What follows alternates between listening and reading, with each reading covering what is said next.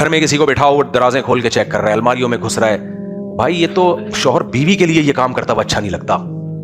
बेगम का मोबाइल औरतें भी कर रही होती, मियाओं के मोबाइल, ये जमशेद है, जमशेदा तो नहीं है कहीं, ये महमूद है कहीं, ऐसा तो नहीं है लिखा हुआ महमूद और निकले क्या।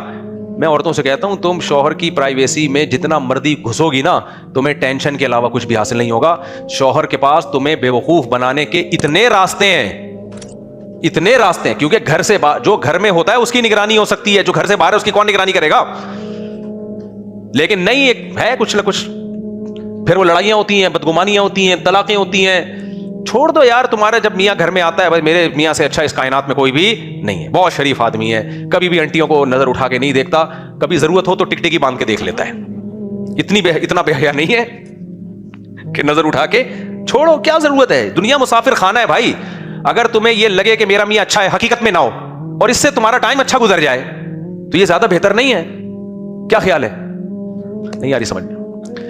देखो, औरत को अगर ये लगे कि मेरा मियाँ दुनिया का बहुत अच्छा इंसान है, और उसका और मर्द का सुलूक अपनी बीवी के साथ अच्छा हो, बाहर क्या कर रहा है आप ये समझो कि बहुत अच्छा है, कोई गलत एक्टिविटी में नहीं है, और इससे आपकी जिंदगी हंसी खुशी गुजर के खत्म हो जाए, आखिरत में पता चले कि ये ऐसा था, दुनिया अच्छी गुजर गई कि नहीं गुजर गई, तो आखिरत में तो अल्लाह आपको वैसे ही आपके अमाल का अच्छा बदला दे देगा।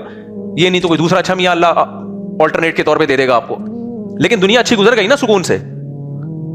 नहीं, पूरा रिपोर्ट होनी चाहिए, सुबह निकल के किधर गया, वहां से। अब मैं देख रहा हूं जो मियाओं ने, एक बात खूब समझ लो, मैं तुम लोग को खराब करना मकसद नहीं है, जब शादी हुआ करे ना, बेगम को शुरू में बता दो कि रिमोट कंट्रोल की तरह मुझे कंट्रोल करने की कोशिश मत करना। जिन लोगों ने शुरू में शरीफ शुरफा बनने की कोशिश की, कुछ लोग ऐसे नेक शरीफ शुरफा होते हैं, जब शादी हो गई, बेगम सुबह जा रहे हैं, बेगम पूछती है, दुल्हन पूछती है कहाँ जा रहे हैं, बेगम ऑफिस टाइम हो रहा है, तो आज तो छुट्टी थी आपकी, छुट्टी नहीं थी ली आपने? नहीं, मैं असल में फौज में हूँ या किसी ऐसे इदारे में हूँ, मैं छुट्टी नहीं कर सकता, या मेरी ड्यूटी बहुत सख्त है, कंपनी ने मुझे जो छुट्टियां दी थी पूरे साल में मैं वो ले चुका हूं, तुम्हारे अब्बा ने शादी डिले की थी, पूरी ना रिपोर्टें पेश करना शुरू कर देगा। बेगम कहती ये होता है मियाँ। मैंने एक सवाल पूछा, पूरे थीसिस इसने मेरे सामने रख दिए। फिर आप सुबह जा रहे हैं, पूछ रही है आज लेट हो गए आधा घंटा। बेगम वो असल में ट्रैफिक में मैं बहुत फंस गया था। बेगम कहे कितना अच्छा मियाँ है, अच्छा वीडियो बना के भेजें, ट्रैफिक में फंसे हुए हैं आपने, क्योंकि आप क्या है, फेयर हैं, मुनाफकत आपके करीब से भी नहीं गुजरी। बेवकूफ है भाई ये, तू बेवकूफ है। अभी होता क्या है ऐसे लोगों के साथ, आप फेयर हैं, आपने वीडियो बना के भेज दी, देखो ट्रैफिक में फंसा हुआ हूं। बेगम को एतमाद आ गया, मेरा मियाँ झूठ कभी नहीं बोलता, माशाल्लाह ऐसा मियाँ होता है। उस टाइम पे आप पहुंच गए, फिर सुबह जा रहे हैं, फिर कहीं दोस्तों के साथ बैठे हुए, इतवार के बयान। बेगम ने पूछा कहाँ हो? इतवार के बयान में बैठा हुआ हूँ। दूसरी शादी से मुतासिर तो नहीं हो रहे? नहीं, आज मुफ्ती साहब का ये टॉपिक ही नहीं है, ये देखो मैं तुम्हें लाइव थोड़ा सा सुना दूं, वगैरह वगैरह। खुदा की कसम, कुछ दिनों में तुम्हारी जो हालत होगी ना, और तुमसे ज्यादा खराब हालत तुम्हारी बीवी की होगी। ये वो लाड है जिससे आपके घर तबाह हो जाएगा कल। जिन लोगों ने इस तरह से जिंदगी गुजारी है, जिंदगी अजाब में आ गई उनकी, और बिल आखिर नुकसान इसका औरत को ही होगा, नुकसान औरत को होगा। मैं कभी घर से बाहर हूं ना, मेरे घर वालों का फोन आया कहां है, तो कहीं हूं, बस ये रिपोर्ट पेश करना मेरे जिम्मे जरूरी नहीं है। इसमें उनका फायदा है, उनको आदत ही ना डालो इसकी। बीसियों जगह होती हैं जहां इंसान फंसा हुआ होता है, नहीं जा सकता टाइम पे। हमारे अभी हम पंजाब से आ रहे थे, फ्लाइट लेट, अब धुन की वजह से फ्लाइटों पे फ्लाइटें लेट हुए जा रही हैं। 5 घंटे लाहौर एयरपोर्ट पे बैठे रहे, फिर लेट, कैंसिल ही हो गई अगले दिन। अब वो क्या बोलूंगा, किसी के घर की बातें नहीं करनी चाहिए। तो हमारे एक रिलेटिव थे, उनकी बेगम का फोन आया, वो यकीन ही नहीं कर रही कि फ्लाइट कैंसिल हुई है, वो यकीन ही नहीं कर रही है, वो कह रही है टोपी करा रहे हो। सही है। एक और हमारे दोस्त हैं, किसी को नहीं पता चलेगा किसकी बात हो रही है, वो बेचारे, उनकी उम्र हो गई है 60 साल के हो गए, वो कह रहे हैं यार ऐसा रिमोट कंट्रोल की तरह मैंने शुरू में बस कंट्रोल में आ गया, तो अब मेरी तो जिंदगी अजाब बन गई है, कहीं नहीं जा सकता, कहीं नहीं बैठ सकता, बहनों के पास तक नहीं बैठ सकते।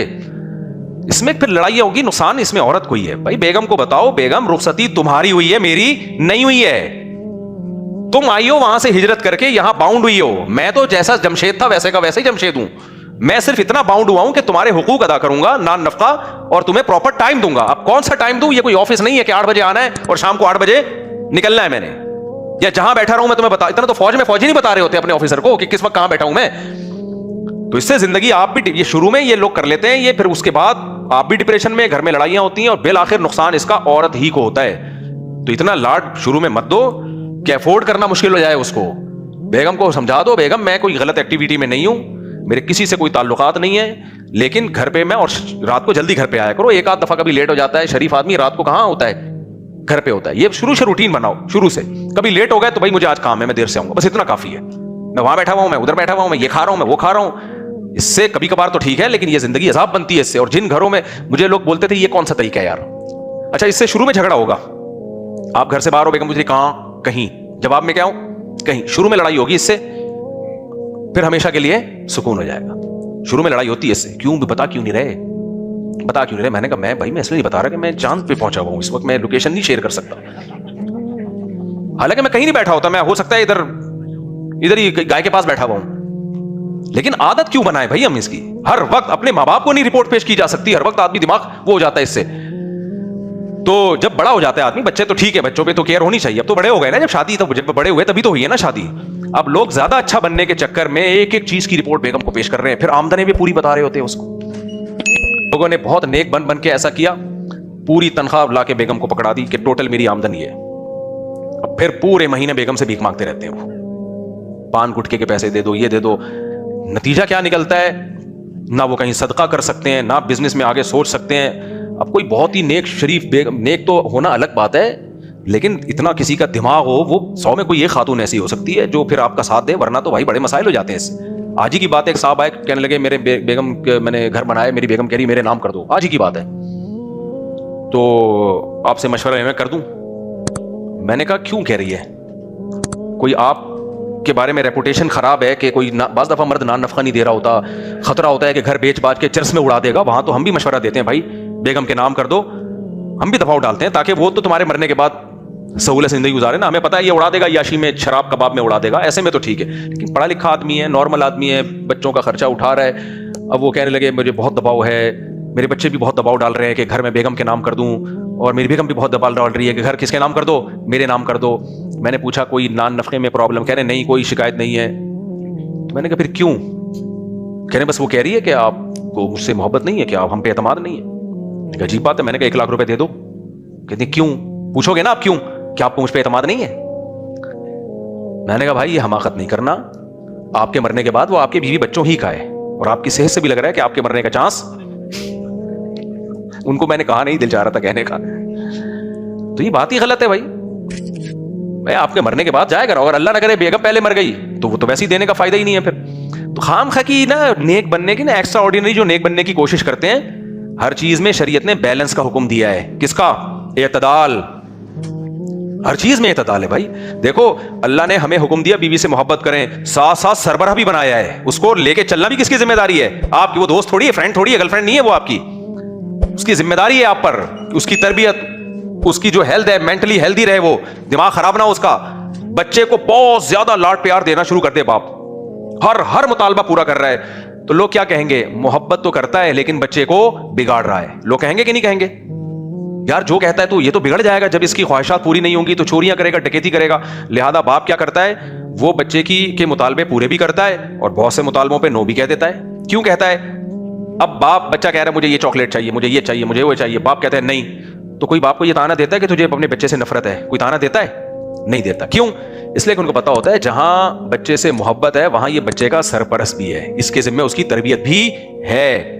तो ऐसे ही अंग्रेजों का ये तस्वुर है कि मियां बीवी बस एक जैसे होते हैं, ना ना ना ना, इस्लाम ने कहा है कि जिस बाप ने अपनी बेटी तुम्हें दी है तो संभालना भी अब किसके जिम्मे है, सिर्फ खिलाना पिलाना नहीं है, संभालना है। तो संभालने में यह है कि बैलेंस लेके चलना है, इतना ज्यादा नहीं हो कि वो बस कहीं के भी नहीं रहो आप, वो उसको नुकसान होगा इसका फ्यूचर में चल के, वैसा कंट्रोलिंग सिस्टम आ जाएगा ना कि बस गए काम से आप, उसी का नुकसान है कल जाके इसका।